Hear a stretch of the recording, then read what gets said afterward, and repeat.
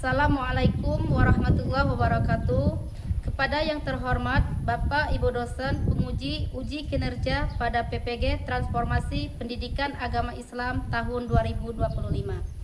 Perkenalkan, saya Ilpi Hayani, mahasiswa PPG PAI tahap 3 tahun 2025 di LPTK Universitas Raden Fatah Palembang dengan NIM 2514181143. Pada hari ini, Kamis, tanggal 9 Oktober tahun 2025, saya akan melaksanakan uji kinerja di UPT SMP Negeri 1 Sungai Are, kelas 7 dengan materi menghadirkan sholat dan zikir dalam kehidupan. Terima kasih dan selamat menyaksikan. Wassalamualaikum warahmatullahi wabarakatuh. Assalamualaikum anak-anak. Waalaikumsalam warahmatullahi wabarakatuh. Bagaimana kabarnya hari ini? Baik, Bu. Ayo siap berdoa dimulai. Bismillahirrahmanirrahim. Rahmatika ya Arhamar Rahimin. Amin. Aril, Bu. Airin, Azadri Putri, Pancasila, akulah pendukungmu. Ayo maju, maju. tentang menghadirkan sholat dan zikir. Tujuan pembelajarannya yang pertama itu memahami dan menjelaskan definisi sholat dan zikir. Yang kedua, menganalisis contoh perilaku jujur dan bertanggung jawab dalam kehidupan sehari-hari. Yang ketiga, mengidentifikasi hikmah sholat dan jujur. Bukan jujur ya, sholat dan zikir. Pada minggu kemarin, materi kita kemarin minggu belakang ada yang masih ingat? Minggu belakang tentang tentang Asmaul Husna. Apa sih itu sholat? Ada yang tahu? Iya, silakan tunjuk tangan. Sholat adalah kewajiban untuk umat muslim. Sholat adalah kewajiban bagi umat muslim. Ada yang lain? Sekarang ibu tanya, apa sih tujuan kalian melaksanakan sholat? Dapat pahala, iya. Assalamualaikum.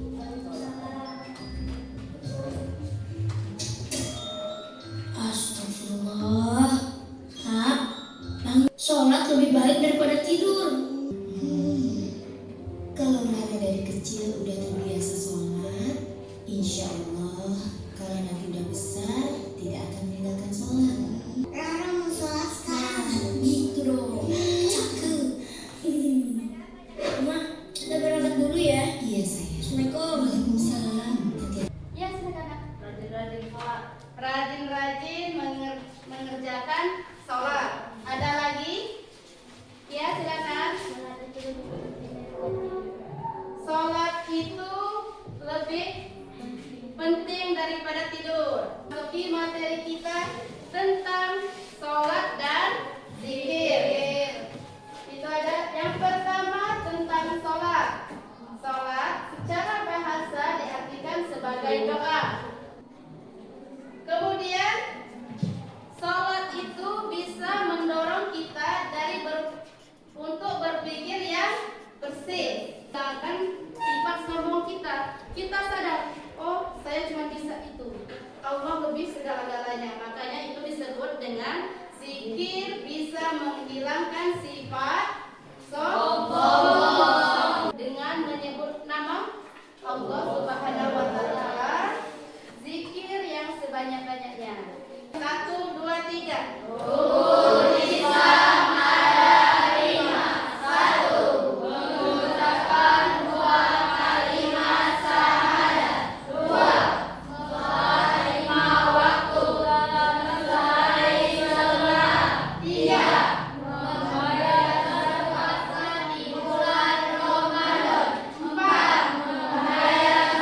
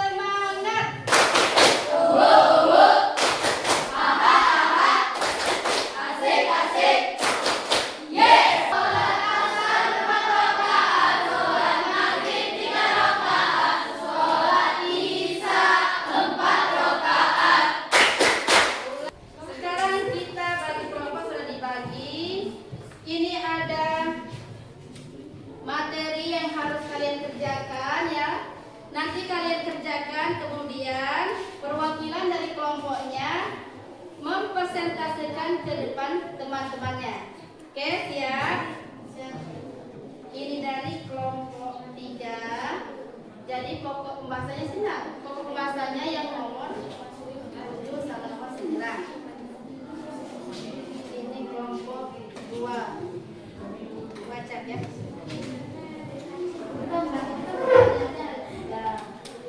Nomor 7 sama nomor 9. Jawabannya dari sini tulis, ya.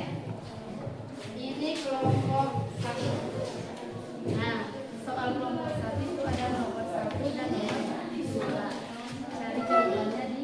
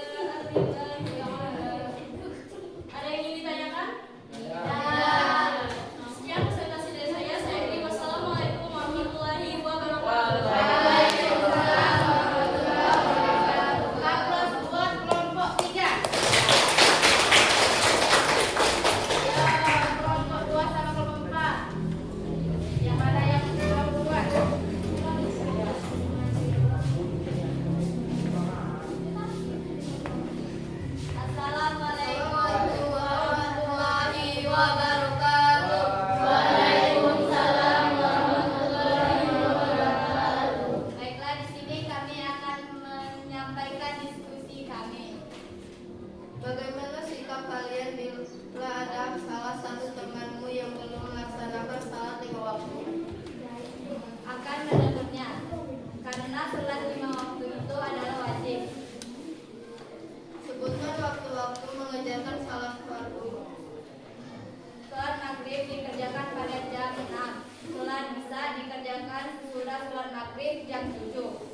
Subuh dikerjakan pada jam 5. Zuhur dikerjakan pada jam 12:19. Asar dikerjakan pada jam 3. Pada kelompok lain ada ingin yang bertanya? Sudah paham semua? Alhamdulillah. Kalau sudah paham, jadi nggak ada lagi tadi ya yang mengerjakan sholat zuhur pada waktu sholat isya. Ya, kalau sudah tahu jamnya, sudah tahu waktunya.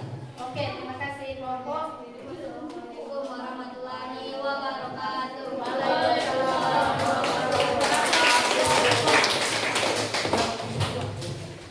Silakan kelompok berapa nak? Kelompok 2. Sampai kelompok 4 ya.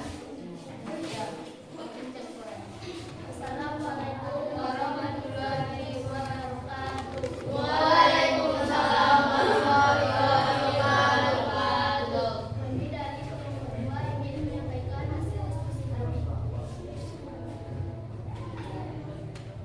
Secara bahasa zikir dapat diartikan zikir diartikan dengan mengingat Allah Subhanahu wa taala.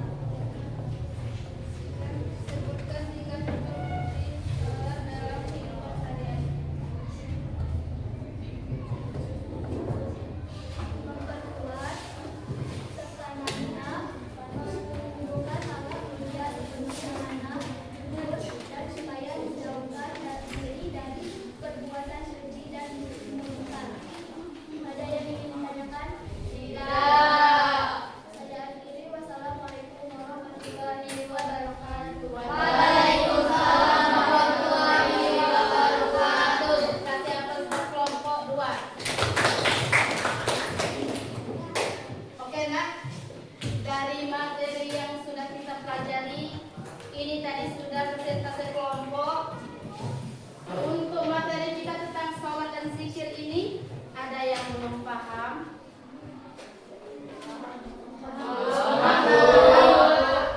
Kalau sudah paham, berarti kalian sudah siap untuk memulai materi minggu depan. Materi kita minggu depan yaitu tentang sujud. Nah, kalau ini tentang sholat, minggu depan kita mempelajari tentang sujud. Kira-kira sujud itu masuk tidak di dalam sholat? Masuk. Alhamdulillah. Nanti ya di rumah, silakan kalian baca-baca tentang sujud, macam-macam sujud, supaya kita minggu depan lebih siap lagi melaksanakan pembelajaran. Untuk sekarang, ini ada tugas kalian, boleh dikerjakan di rumah. Ini tugas mengobservasi kalian sendiri. Tolong dijawab dengan jujur ya. Di sini contohnya ada pertanyaan, apakah kamu sudah melaksanakan sholat 5 waktu? Kalau iya dikasih contoh iya, kalau tidak ya tidak ya. Jujur ya. Kalau orang berbohong itu termasuk kepada sifat yang tercela. Nah, jadi jawab dengan jujur pertanyaannya. Pertemuan selanjutnya dikumpulkan akan Ibu nilai ya. Kalau tidak jujur nanti langsung Ibu suruh praktek sholat kalian di depan kelas. Awas, lembar evaluasinya jangan sampai hilang ya. Nah.